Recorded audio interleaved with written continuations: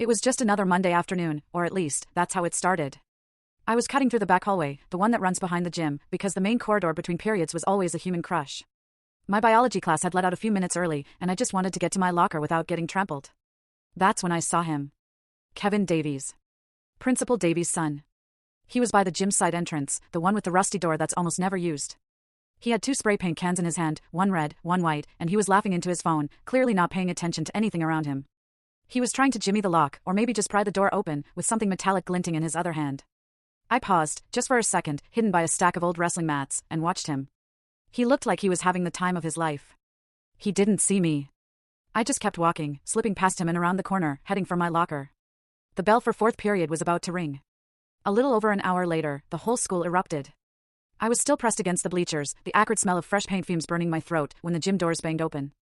Principal Davies' voice, sharp and authoritative, cut through the rising chaos before I even saw his face. What happened here? Kevin was crouched beside Mr. Jensen's locker, his movements deliberate, like he was examining a crime scene. Red spray paint dripped down the scoreboard, forming grotesque crimson tears. Glass crunched under someone's shoes near the basketball hoop. And across the wall, in letters 3 feet tall, were the words, "Jensen out." "Sir, I found this," Kevin said, holding up a red paint can like it was radioactive. Right by his locker. Mr. Jensen shoved his way through the cluster of teachers, his face draining of color when he saw the damage. I didn't. What is this? Principal Davies pointed at him, his voice grim. Don't move. Don't touch anything. I just got here. Mr. Jensen's voice cracked. I was in the faculty parking lot. Ask anyone.